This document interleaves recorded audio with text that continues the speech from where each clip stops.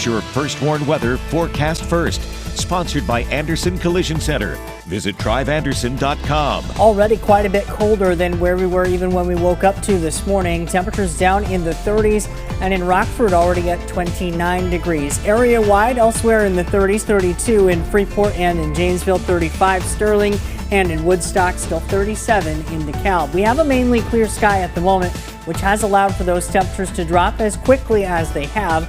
A little bit of cloud cover may drift over some of the southwestern parts of the state line toward early tomorrow morning, but it will have limited impact on temperature here as many spots will dip into the mid-20s, if not lower tonight. Increasing cloud cover tomorrow, followed by eventually some rain showers. I'll let you know that we see some drier air that could limit the starting time of that rain. That's coming up in your most trusted forecast a little later. Move over red kettles. The Salvation Army is debuting a new kettle this year.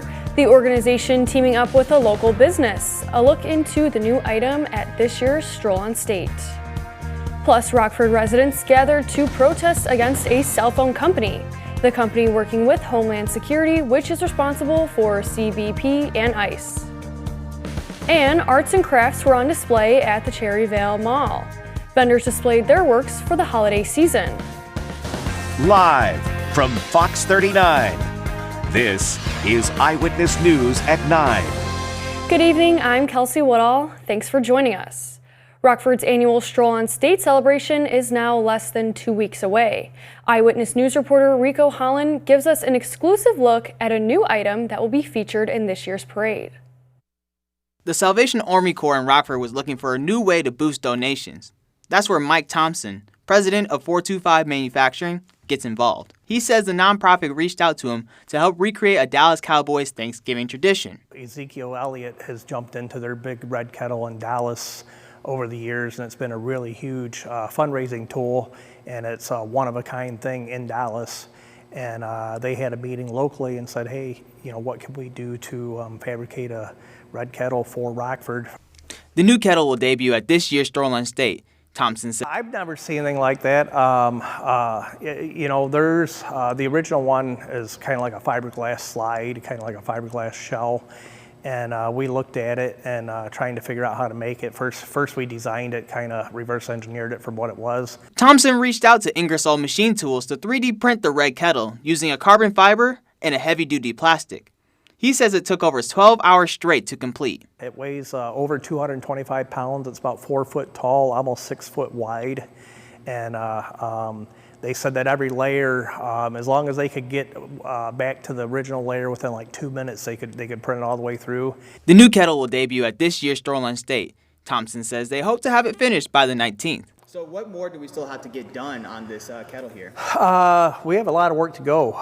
The engineering was a small process. The 3D print was a huge process. Now we have a lot of 3D printed layer lines. I mean, each thing is a layer, and we basically have to body fill this kind of with Bondo, just like a car. Reporting in Rockford for your home team, I'm Rico Holland. Rockford residents protested against AT&T's contracts this afternoon. The protesters hold AT&T accountable for their contracts with DHS, CBP, and ICE. The corporation benefits from agencies driving Donald Trump's tax cut for the wealthy bill. One protester sponsored the demonstration and wanted to voice her opinion. We hope that we can get more wide support for our efforts against AT&T's contract, and we would encourage people to not buy AT&T products between now and Christmas, because if their profits hurt, they're hurt. 18 other AT&T protests took place across Illinois today. The Illinois Hospital Board will discuss 2 local hospitals this week. One is looking at merging with another healthcare group, while the other wants to offload one of its buildings. Mercy Health wants to sell the Rockton campus hospital to Kingdom Authority International Ministries. According to the Health Facilities and Services Review Board, the sale is for $1, while the fair market value of the complex is over $12 million. Back in July, Mercy Health suspended hospital services at this location. Kingdom Authority plans to turn the former hospital into a community development center. And FHN's plan to merge with Mercy Health will be voted on at the same board meeting. The Freeport Hospital was going to partner with Beloit Health, but when that fell through, Mercy stepped in. The hospital system plans to invest $100 million in FHN over the next 5 years. If approved, the merger is expected by the end of the year. The state board will meet on Tuesday. The city of Rockford will present its final budget, promising no increase in property taxes.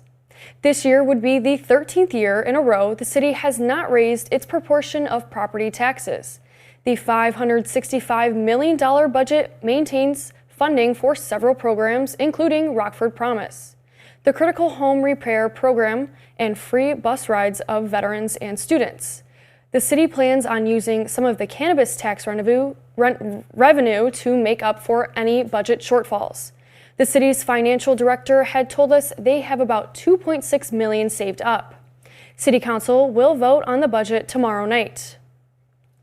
The former Fairgrounds housing development in Rockford will be torn down starting tomorrow.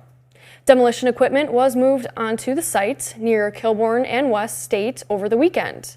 From September to October, 4 separate fires broke out at the vacant complex. The property was previously approved for demolition back in 2021. A local program started during the pandemic to help state-line families struggling during that time is still going strong. City First Church is holding another food distribution on Tuesday. The giveaway starts at 10 at the church's Spring Creek location. Cars can start lining up sooner. The giveaway is first come, first serve. The church has enough grocery packages for about 750 families. That's more than double their regular food drives. Rockford's residents went looking for some holiday crafts. This weekend, the Cherryvale Mall celebrated the fall season with the Rockford Craft and Vendor Market. The event featured handmade gifts and specialty items. Local vendors got the opportunity to connect with shoppers and their love for the changing seasons. One vendor 3D prints toys and says he gets excited to show off his creations, but what he enjoys the most is watching the public interact with the prints. So people get really excited, and they get a lot of motivation behind, taking a toy that's 3D printed and marrying up the technology that goes along with just the basic concept of the toy. So it's extremely exciting, and I like seeing people's smiles on their faces. Hometown Vendor Market's next event is December 5th through the 7th. We at Eyewitness News want to recognize the remarkable women of Northern Illinois. You can nominate the remarkable woman in your life by sharing her story. Just go to mystateline.com, click on the Community tab, then Remarkable Women 2026. Submissions will be accepted through December 19th.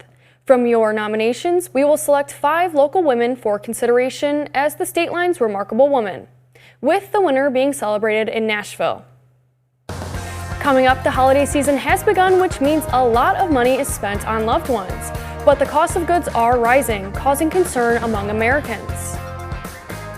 A far cry from the record high temperature yesterday. We only topped out at 49 degrees today in Rockford. We'll see more of the same through the week. I'll let you know if that comes with any rain chances coming up in just a few minutes.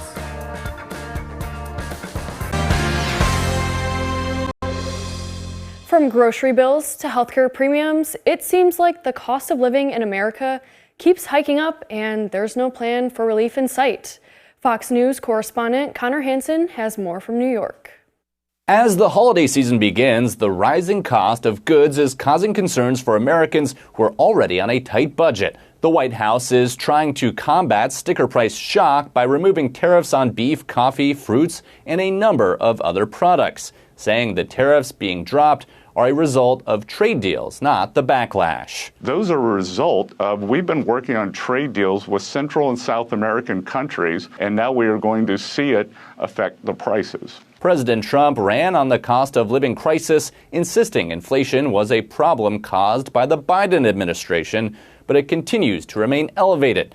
Inflation was about 3% in September, and now, because of the government shutdown, it's unlikely we will get data from October. Affordability is a combination of what do things cost, but what has been your wage growth? If you don't make about 28% more than you did 4 or 5 years ago, you're poor. Another affordability issue the White House can't shake is the price of health care. Obamacare subsidies weren't included in the recently signed government funding bill, and premiums are about to skyrocket if Congress cannot find a solution. You have been talking for 6 years, Mr. President, about a health care plan. Put one out that controls costs and gives people coverage and heals pre-existing condition. More than 45 million Americans are covered by Obamacare. A vote on the matter is expected next month. In New York, Connor Hansen, Fox News. Yesterday was our last look at a summery day, and sadly, just like today, the cold weather is here to stay. Jordan tells us what to expect for the upcoming week next. Now, your First Warn weather forecast from meteorologist Jordan Wolf. We have a very clear sky overhead, and with very dry air in the lower levels, our temperature was able to rise even to the 50-degree mark earlier today. Now, we are a far cry from that, and that was even a far cry from where we were yesterday. But we have that clear sky tonight. Our Mercy Health SkyTrack camera overlooking downtown Rockford. That's brought to us by Window World atop the Supply Corps building. Temperatures have already been on the decline over the last several hours. We're at 29 in Rockford right now, down to 32 just now in Harvard, 37 DeKalb, 33 in Dixon, and 35 in Sterling. Our weather watcher Megan out in Pearl City reporting 38 degrees, a dew point 26. That's 60% humidity, a fairly light wind, only 2 to 3 miles per hour out of the west-northwest. Greg in McChesney Park has a calm wind, 23 degrees a dew point, and 31 for an air temperature right now. And with that mostly clear sky, temperatures are going to continue to fall, eventually down into the low 20s, even in some spots by early tomorrow morning. Now, one thing we will have to watch is this area of drier air, or actually some cloud cover, I should say, out to the north and to the west of us. As that starts to pull in, it may hold temperatures steady in a couple spots. That would be, for the most part, down to our south and west as that cloud cover arrives toward daybreak. But we have very dry air in place. So look at our dew points across a very broad map showing 20s and teens, and that paired with the sunshine really allowed our temperature to rise as quickly as it did. But another impact that this is going to have is it may delay the start of our rain chances as we head into tomorrow. We're going to take a look at the atmosphere in a vertical column. This is called an atmospheric sounding. I drew this based off of what we get from weather models. It's a vertical profile of the atmosphere where it plots our temperature and our dew point. Where we have those lines that are very close to one another, that's where we have a lot of moisture. But when they're further apart, like they are in the lower levels, that is a lot of dry air, especially down near the surface where those dew point temperatures have been in the teens compared to the 30s where we are for those air temperatures at the moment. So let's look at how this impacts with Futurecast. We start with the clear sky tonight. Temperatures will drop down into the 20s in many spots, and a couple of cool locations could end up in those low 20s. But we will start to build in that cloud cover for tomorrow afternoon. Initially, that moisture in the mid-levels of the atmosphere does not result in any precipitation, but it will result in the increase in cloud cover.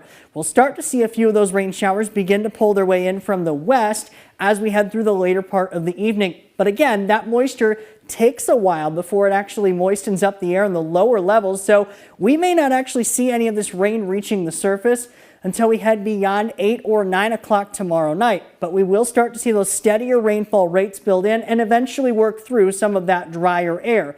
Another thing that dry air may do is called evaporative cooling. As that water falls through the air, it evaporates and actually cools that column of air. And what happens is it could allow for a few snowflakes to try and mix in to the north of us, especially in southern Wisconsin, where computer models have been picking up on that, especially for southern Wisconsin on Tuesday.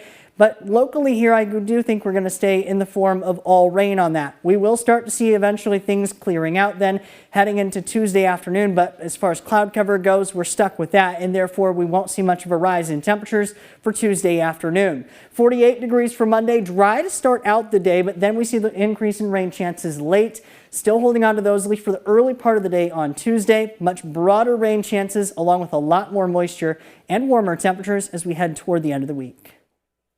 Thanks, Jordan. Drew's in next with sports. He has highlights on the Bears' comeback win against a division rival.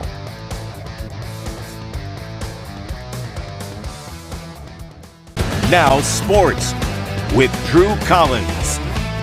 The Bears have had their best start since 2018. Today they were seeking revenge against J.J. McCarthy and the Minnesota Vikings. The Vikings led 3-0 until 5 minutes left in the second quarter. Kyle Monungai walks it in for the game's first TD. On the following drive, J.J. McCarthy threw an interception. He threw 2 of those today. Kevin Byard snags this one, and he has a nice return. That's the league-leading 5th INT on the season. Tremaine Edmonds and Deshaun Wright sit in second place with 4. After 3 field goals, the Bears led 16-3. Jordan Mason punches one in, and the Vikings got it within 6 points.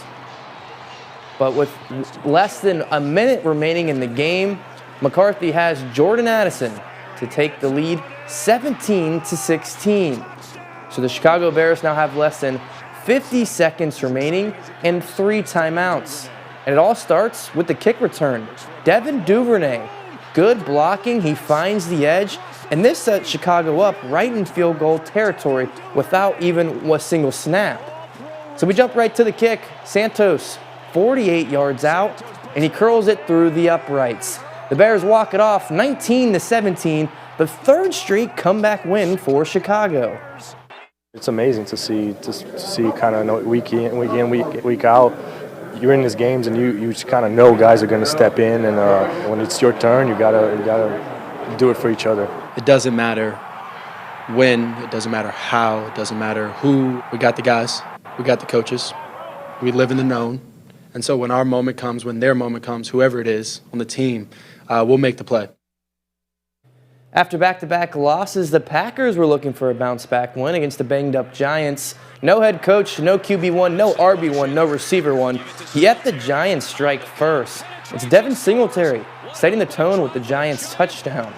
The Packers got right to the goal line. Jordan Love came out during this drive, so it was Malik Willis finding Christian Watson while Love was figuring out his shoulder injury.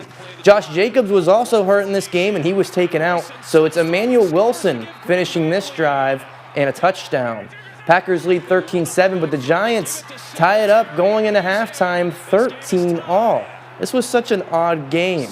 In the third quarter, Love finds Josh Wiley to take back the lead, so Jordan Love right back into the game, and he's stepping in for the injured Tucker Kraft there. But the Giants put together a drive, and Jameis Winston ties it, so here we go. Green Bay needing a strong final drive, and they would get it. They've been finally looking for the long ball, and here it is. Love to Watson. What a beautiful play.